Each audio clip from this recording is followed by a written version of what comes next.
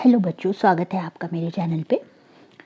आज हम chapter number 5 class 8 का एसएसटी के क्वेश्चन आंसर डिस्कस करेंगे।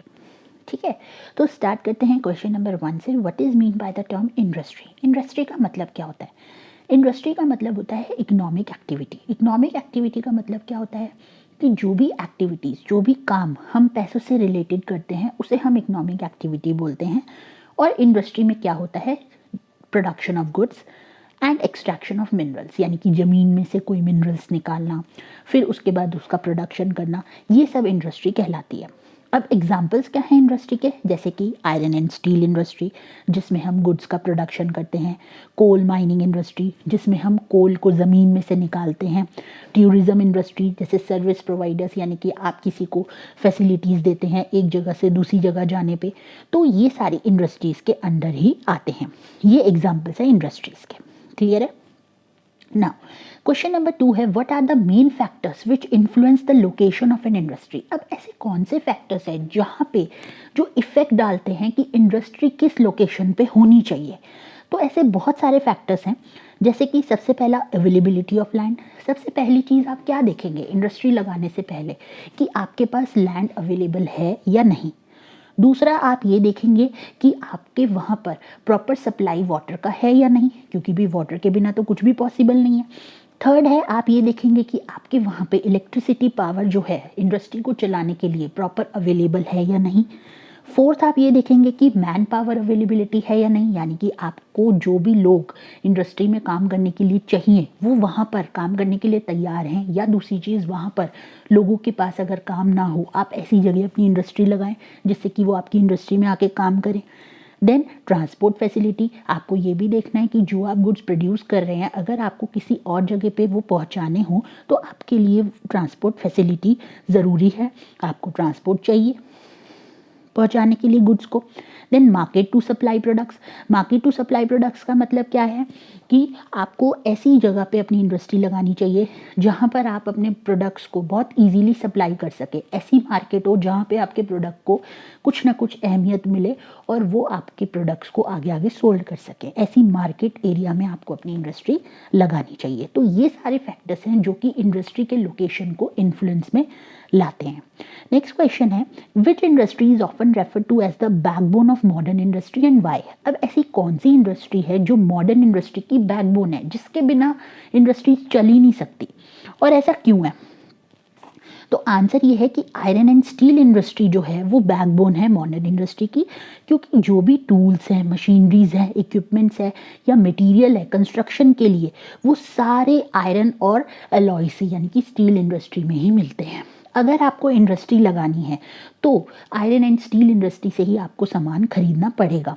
टूल्स हो गई, मशीनरीज हो गई, मटेरियल हो गया कंस्ट्रक्शन के लिए, ये तो आपको यहीं से मिलेगा ना, और कहीं से तो नहीं मिल सकता। तो इसीलिए इसको बैकबोन माना जाता है। अगर ये नहीं होगी तो आप इंडस्ट्री ही नहीं लगा सकते। क्लियर है?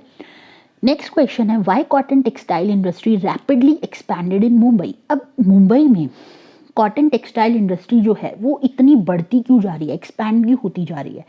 Because it has the most favourable conditions for cotton. अब ऐसी कंडीशंस है वहाँ पे फेवरेबल हैं जो कॉटन के लिए, जैसे कि वार्म एंड मॉइस्ट क्लाइमेट। मतलब कि मुंबई का आप भी जानते हैं जो क्लाइमेट होता है वो बहुत वार्म होता है, ना वहाँ पे ठंड पड़ती है ना वहाँ पे गर्मी होती है, और मॉइस्ट होता है, यानी कि थोड़ा सा नमी होती है, मॉइस्चर वहाँ पर मुंबई में। Then facility of port for importing and exporting goods and machineries. अब आप लोगों ने अगर देखा हो तो वहाँ पर ईजीली आप लोग शिप से या फिर किसी भी पोर्ट एरिया जो होता है जहाँ पे शिप्स होते हैं वहाँ पे आप इजीली इंपोर्ट कर सकते हो सामान को, और वहाँ पे इजीली आप एक्सपोर्ट भी करवा सकते हो। वहाँ पे पोर्ट्स बहुत ज़्यादा है मुंबई में। अगर आपने देखा हो तो गेटवे जो है वहाँ पर स्पेशली इन्हीं सब चीज़ों का व्यापार होता है। Then availability of cheap and skilled labour. वहाँ पे आपको लेबर बहुत चीप मिलती है और बहुत स्किल्ड लेबर मिलती है, क्योंकि वहाँ पर ज़्यादा से ज़्यादा, आधे से ज़्यादा लोग मुंबई में ही अपना काम ढूंढने के लिए जाते हैं। क्लियर है? Now what are the similarities between information technology industry in Bangalore and California? अब आप सब जानते हैं बेंगलोर तो हमारे इंडिया में है, बट कैलिफोर्निया तो यूएस में है। तो ऐसी क्या सिमिलैरिटीज़ हैं आईटी की, यानी कि इंफॉर्मेशन टेक्नोलॉजी इंडस्ट्री की? तो देखते हैं। आंसर है कि द इंफॉर्मेशन टेक्नोलॉजी इंडस्ट्री जो बेंगलोर में है और कैलिफोर्निया में है वो कुछ वेज से सिमिलर है। ठीक है, कैसे? सबसे पहला, गुड एंड वाइडर नेटवर्क। जो इन दोनों जगह पे जो इंडस्ट्रीज़ हैं, जो इंफॉर्मेशन टेक्नोलॉजी है, उनका नेटवर्क जो है बहुत ही अच्छा है और वाइडर है, मतलब दूर दूर तक लोगों को यहाँ से नेटवर्क मिलते हैं।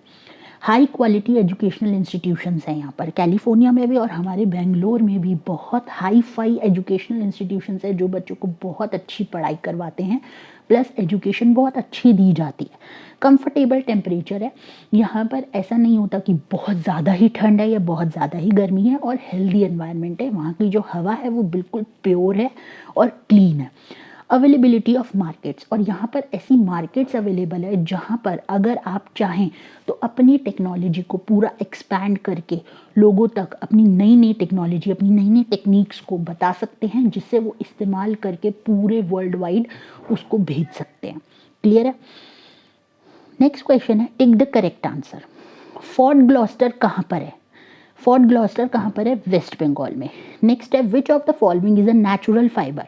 अब आपको कुछ ऑप्शंस दिए होंगे बुक में, उसमें से आपसे पूछा है कि नेचुरल फाइबर कौन सा है। नेचुरल फाइबर आपका जूट है। क्लियर है? अब नेक्स्ट क्वेश्चन है, difference between agro based industry और मिनरल बेस्ड इंडस्ट्री। देखिए, एग्रो बेस्ड इंडस्ट्री और मिनरल बेस्ड इंडस्ट्री में डिफरेंस क्या है? एग्रो बेस्ड इंडस्ट्री वो होती है जहाँ पे प्लांट्स और एनिमल्स के प्रोडक्ट्स इस्तेमाल किए जाते हैं एज अ रॉ मटेरियल। ठीक है, और जो मटेरियल बेस्ड है वहाँ पे मिनरल्स को इस्तेमाल किया जाता है as a raw material. Clear है? सेकेंड पॉइंट ये है एग्रो बेस्ड में कि man power are related to mainly in rural areas.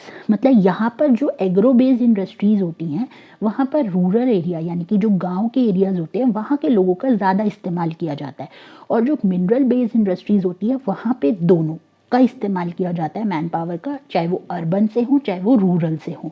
Urban यानी कि शहरी एरिया से भी मैन पावर इस्तेमाल हो सकती है और रूरल एरिया से भी हो सकती है मिनरल बेस्ड इंडस्ट्रीज़ में। एग्रो बेस्ड इंडस्ट्रीज़ यानी कि इसके एग्जांपल क्या हैं? जैसे डायरी इंडस्ट्री, मतलब जो दूध, मक्खन, दही, ये सब की जो इंडस्ट्रीज़ होती है, कॉटन टेक्सटाइल इंडस्ट्री, ये सारे एग्रो बेस्ड इंडस्ट्रीज़ हैं। मिनरल बेस्ड इंडस्ट्रीज़ के एग्जांपल क्या हैं? जैसे iron and steel industry, heavy machinery industry, ये सब आपके मिनरल बेस्ड इंडस्ट्री है। क्लियर है? आई होप आपको ये बहुत अच्छे से चैप्टर क्लियर हो गया होगा, इसके क्वेश्चन आंसर। तो आप चाहें तो इसको उतार भी सकते हैं अपनी कॉपी में, और अच्छे से मुझे अगर आप सुनेंगे तो आपके दिमाग में ये सारे आंसर्स बहुत अच्छे से बैठ जाएंगे और आप इसको अपनी लैंग्वेज में भी एक्सप्लेन करके लिख कर आ सकते हैं। तो अगर आपको कोई भी डाउट है तो आप प्लीज़ मुझे कॉमेंट सेक्शन में लिख के बता सकते हैं। कोई सजेशन अगर आप मुझे देना चाहते हैं तो वो भी आप लिख के मुझे बता सकते हैं। अगर आपको ये मेरी वीडियो पसंद आई तो इसे लाइक करें, ज़्यादा से ज़्यादा अपने फ्रेंड्स के साथ, सबके साथ शेयर करें जिससे सबको बेनिफिट हो, और मेरे चैनल को सब्सक्राइब करना ना भूलें और बेल आइकन को प्रेस करें जिससे कि अगली वीडियो डलते ही आपके पास नोटिफिकेशन आ जाए। अभी तो बहुत सारी वीडियोज़ आनी बाकी हैं, तो प्लीज़ बने रहिएगा हमारे चैनल के साथ। Thank you.